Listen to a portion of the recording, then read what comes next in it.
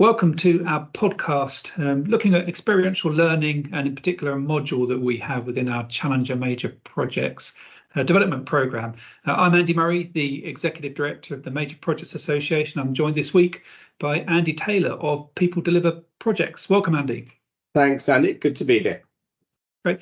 So, Andy, before I sort of delve into the module that you provide for us on Challenger Major Projects and have a chat about experiential learning and the importance of people more generally on projects, I thought it'd be useful for our listeners if perhaps you could just give a little bit of your background. So, how did you get into this world of projects and also what you do now?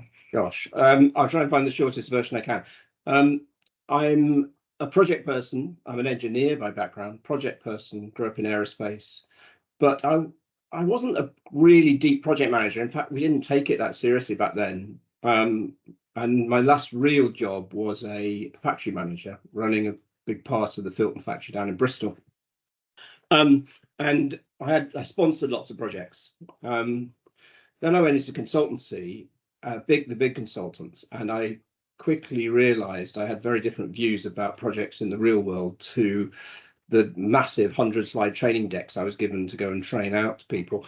And I went independent in my 30s. That's 20 plus years ago now.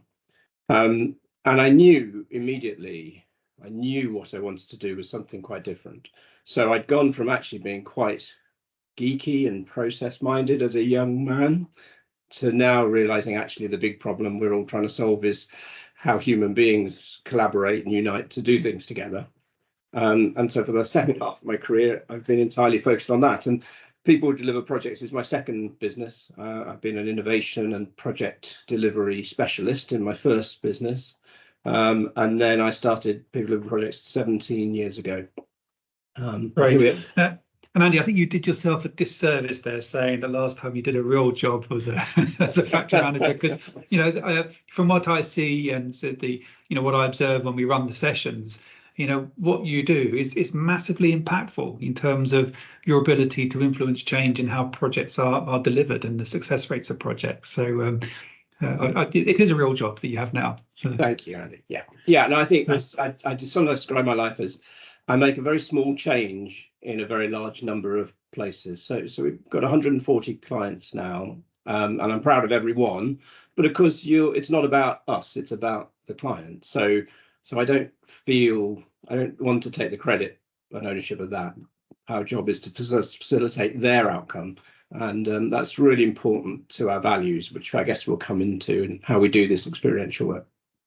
Yeah, so let's dive into that now then. So, I introduced it as experiential learning. We have our Challenger Major Projects program, so it's about 8 days of content over a 3-month period, and we give a chunk of that time to you and your team. You come in, and it's a real departure from some of the other sessions that we have, which are not necessarily chalk and talk, if I was to describe it in that way, but it is an expert, sharing their experience and their wisdom and enabling the participants to probe and challenge and to explore that. But then we have your session, which is around the experiential learning. So tell me a bit about it. How does it work? How do your sessions differ from other forms of development? Yeah, so I'll struggle to do this very quickly, but it is really important. What we try to do, the word experiential is overused, but what it means to us is we replace the paradigm of PowerPoint, experts, bullets, and thinking work. We replace that with story, and we make that story live with live actors who have script and improvisation. And the story is written specific for the setting. So it represents the world of the audience. It doesn't copy the audience. It's not mimicking anyone, but it's metaphoric. But the audience see the behaviors and the culture of their world played out in front of them. Now, what happens then is, of course, they can enjoy that. There's pain, there's laughter, there's a lot of engagement. But then we put the audience in the driving seat and make them responsible for the story by giving them control of what happens. So the story becomes both a provocation and something to vicariously carry the learning. So the audience are playing out the learning and the change that you're seeking. by how they interact with the characters in the story. And the sort of question is why, why do that? Well, I think there's some fundamental things. One is we're hardwired for story. Our brains are wired for story. It fires much more than just the thinking brain. It reaches the imagination, and the imagination is linked to the emotions. So we have laughter, we have tears, we have stress and frustration.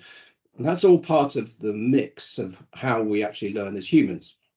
It makes it memorable, it makes it visceral.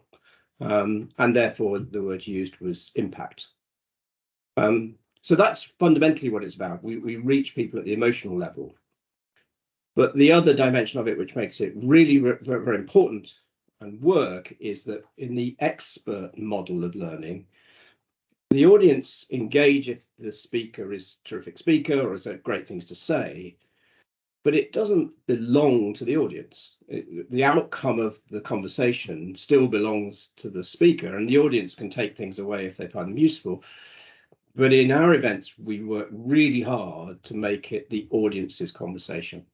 So it's their world, their event, their outcome. And we have to sort of leave quietly by the back door, even though we're carrying the whole thing. So my role as a facilitator is to, we have content to bring, but we have to carry that really lightly so the audience don't feel they've been compelled into anything or persuaded into anything. They feel they chose the learning outcome.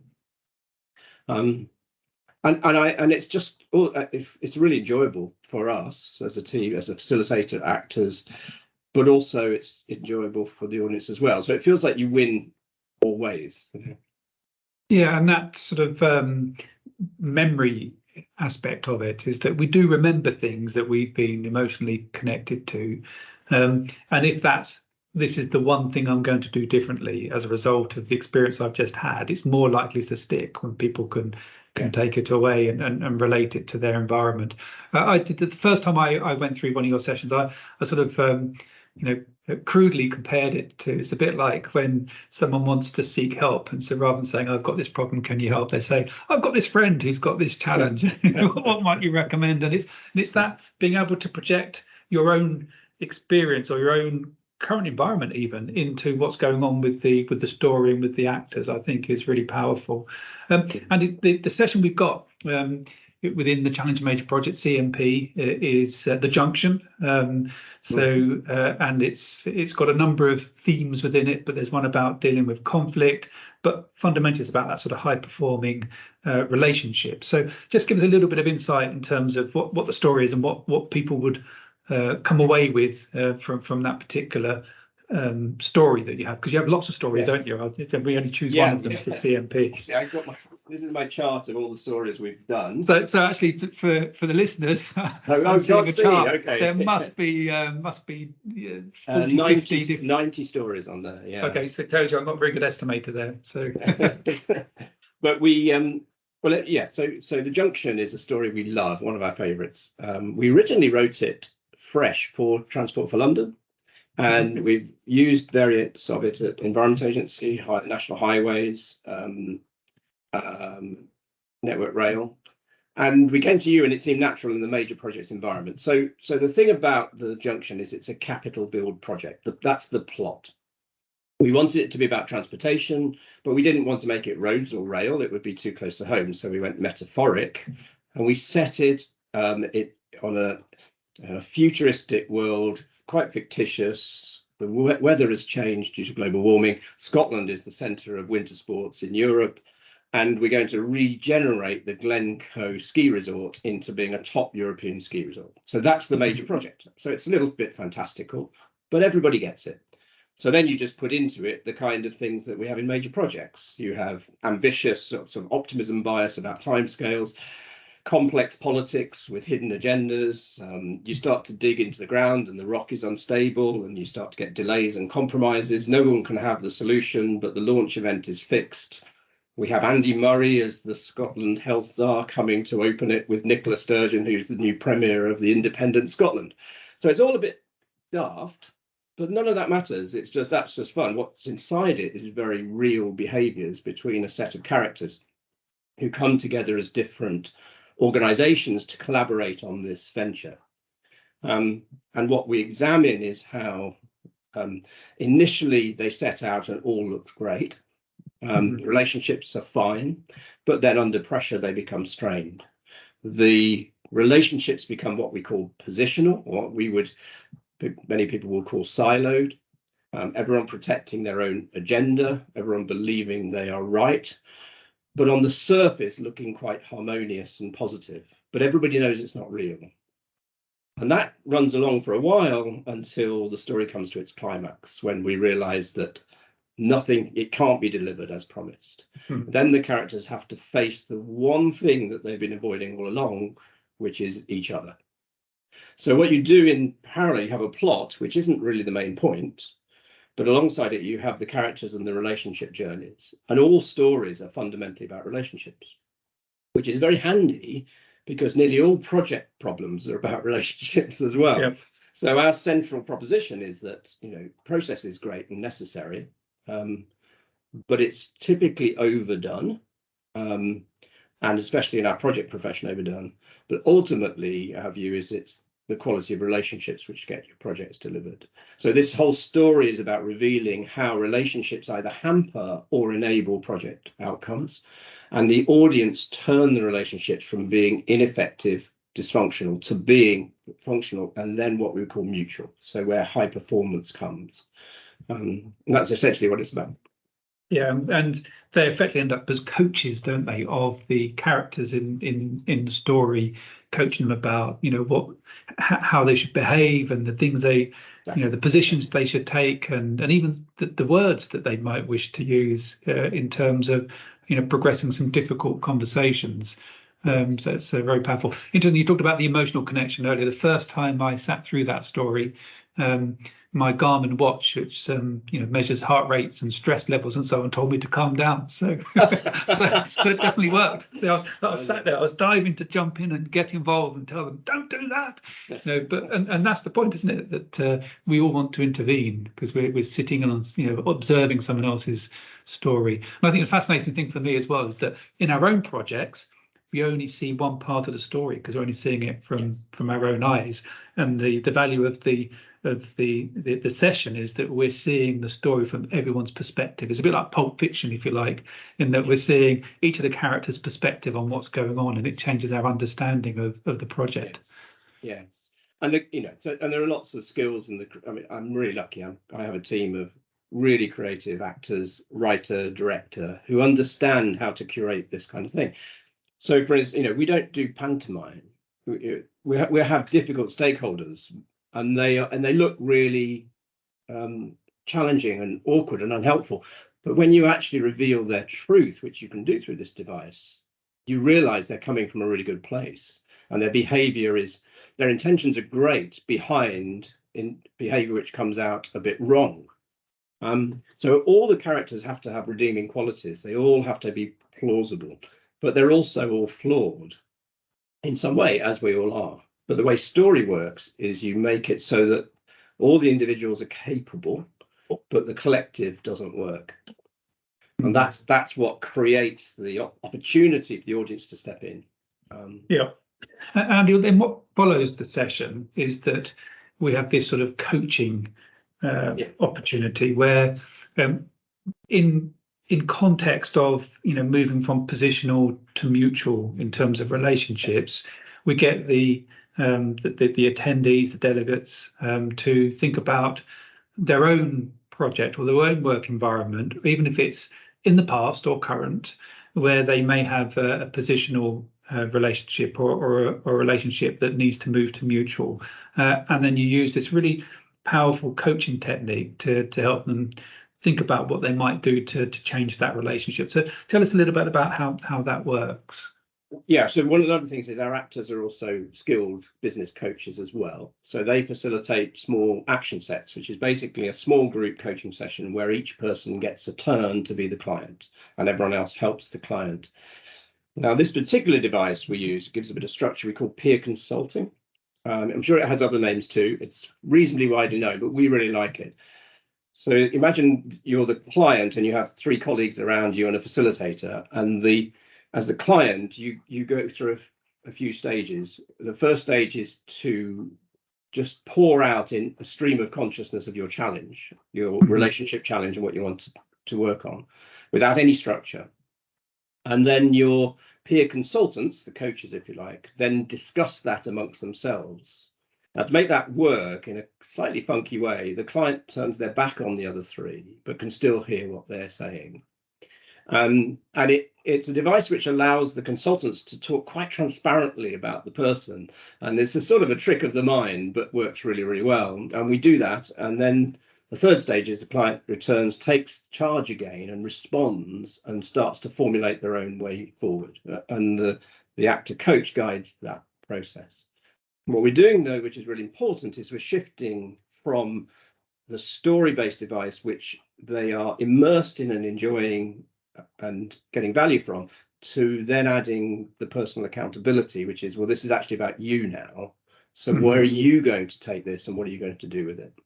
And all of that design is about maximizing the likelihood of learning turning into action.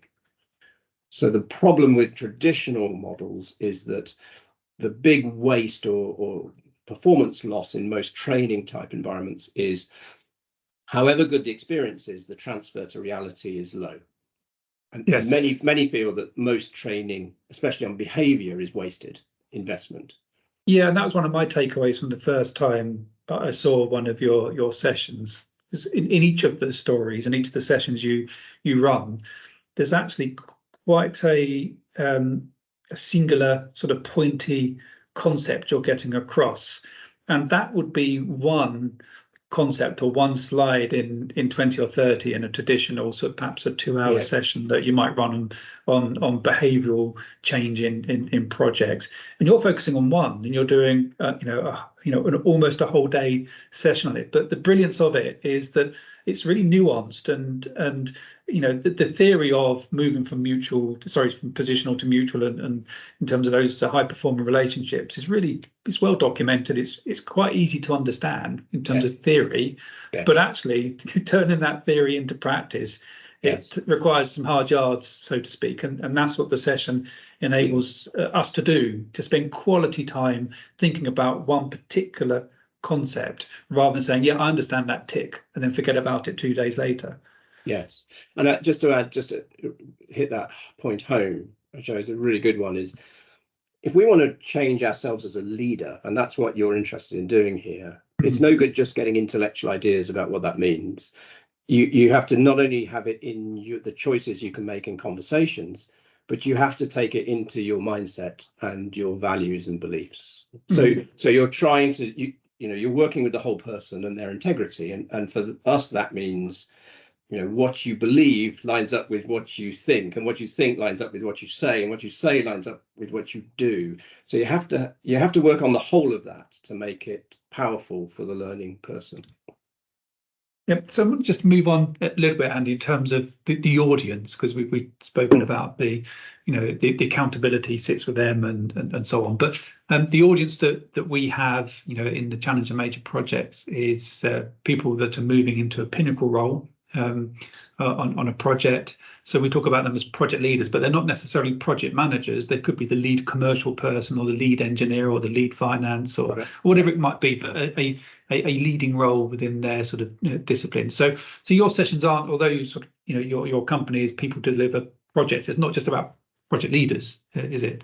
No, I'm really glad you said that, actually, because we do get pigeonholed in that place. And for good or for bad, I called it People of a Project 17 years ago, and now it's a noose around my neck because, we're just about to do it. We're doing some fantastic work now on inclusion, conscious inclusion, which can be for any leader. In fact, it can be for anyone in an organization. So revealing unconscious bias and microaggressions, that's fantastic. And we do work in well-being.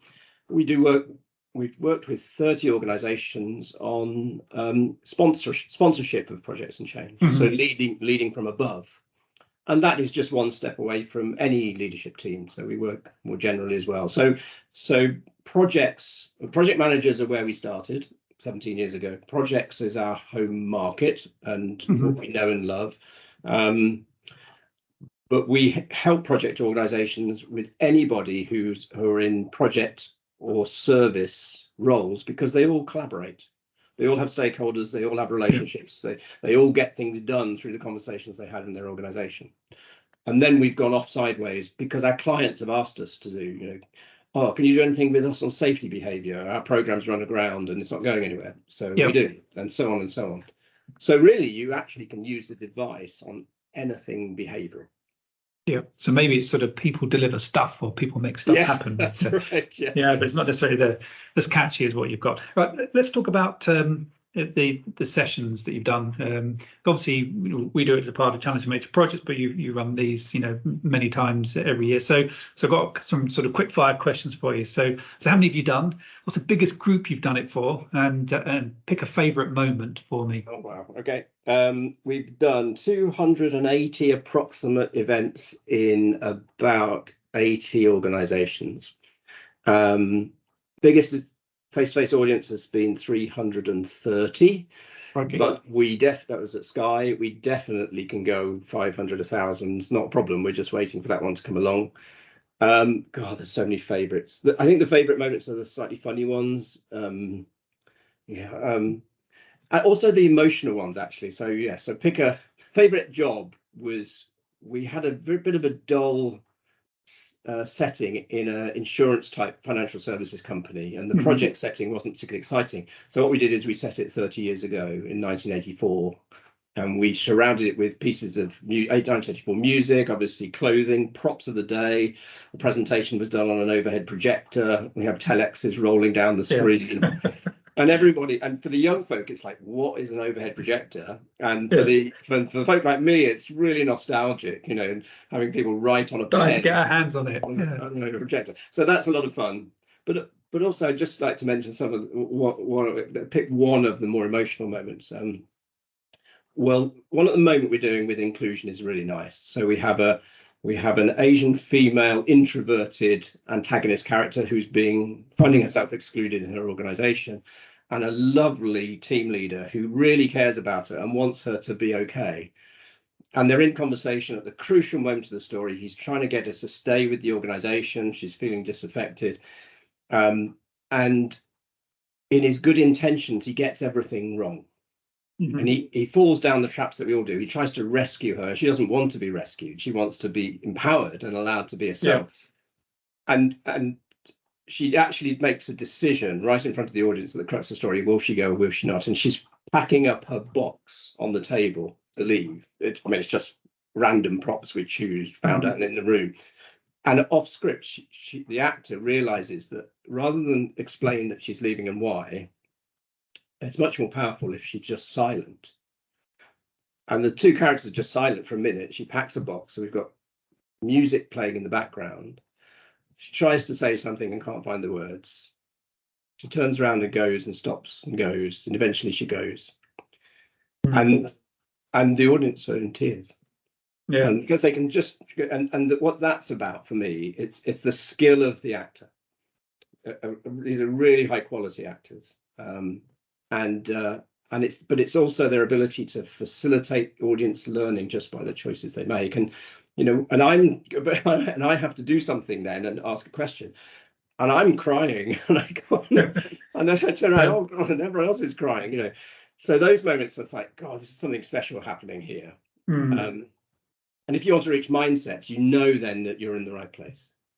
And that's also just demonstrating the power of imagination as well, because yes, that in that silence, if it's say 30 people in the room, there'll be 30 different imaginations of what's going on in that actor's head. What's that person really thinking, and perhaps relating it to some of their own experiences, and it might be more or less or completely different to what would otherwise have been said in that moment. So that's a great example. So perhaps could you give me an example of perhaps a significant change in someone that's been through the program? Because I know you get feedback afterwards, and I also know that some people contact you afterwards to ask for some ongoing coaching or some additional interventions or bring it into their own project. So it's gone from a sort of an organizational sort of event they've been on to actually my project needs some help, and can you help the project? Well, that definitely happens a lot. I think I don't really do any selling at all. We just do our stuff either as a free event or we let our events sell themselves, and then it's the someone comes backstage afterwards and says, I work in so and so, can you help us with? So we've done lots of a good way to marry this up, and how we probably do our best work, is the client might use an event for engaging their whole community and setting the direction of travel they want to go, and then back it up with more intense leadership development work or some coaching individual, or we do some of the small action sets. So it's like a tennis serve and volley, if you like, or you stir the pot and then make the meal. So I'm trying to give an example of an impact. So many people come back to us over the years and say thank you down the track. And when we meet them, they go, the actors, you're Lars, you were the chief executive. This is 10 years ago. People pop up from, I've had even 12 years ago, I've had someone pop up and say, I knew I'd work with you. I just didn't know when we'd do it. So that's really lovely. I picked an example that I really remember and was proud of. When we were early days, we were working with Bombardier Transportation, and we had a big job in Berlin, about 100 people, in this really high profile annual conference hosted by the global president. Everyone was really anxious about this. They had a behavioral problem they want to work on. I won't say too much about. I won't say anything about that, but it was very specific. We wrote the story for them, and it was very compressed. On Saturday morning, we did it. And the president sat right in the middle, and he looked very skeptical through the whole thing. He was silent. Everyone was joining in, but I knew everyone was worried about this guy. And then as he closed at the end, he spoke up. He said, OK, it's time for me to speak, isn't it? I know this is me. That guy is me. I know that. And we didn't copy him, actually. We didn't mimic him, but he stood up and he said, let's change this. Let's change the way we do this. And it just gave these 100 people permission to go, here's a moment of change in our organization. And we finish our stories with a short epilogue, which is usually a bit 2 minutes of a slightly humorous scene. And then it's the end. And we generally get a round of applause. But on this event, all 100 people stood up and we had a standing ovation. And then you feel moments that they're small. We make a small difference, but sometimes hopefully it's just the tipping point, the turning point in change. And those are exciting times. Yeah, brilliant. So Andy, we could chat forever, but we like to keep these podcasts short and sweet. So I've got one last question for you. Why should someone come along to our Challenger Major Projects, but particularly your session? What they're going to get from it? Yeah, okay. So if I plug for your session, which I'm serving you to do, none of us, we learn what we need to on project process, and we can learn it young and we can learn it easily, but we spend our whole life learning how to lead, and we spend our whole life learning how to build relationships and make them work. So if you're going to be in this audience, all I want you to do is come along with some curiosity and openness and an interest to learn. And what I promise is you will enjoy it. It will not be cheesy. It will have impact, as long as you come with a curious mind. It'll be a day long. It will fly by. But I can, in the 280 events we've done, every single one has got a satisfied client. We've never had one which didn't meet the client's needs. So that and generally it's 100%, and we ask every time. So I'm really confident of the value, as long as you come with the right mindset. Brilliant. Well, on that note, thank you very much, Andy. Thanks for the time, and look forward to our next session and our next round of Challenger Major Projects. Thank you. Brilliant. Thanks for having me, Andy. It's always good to talk.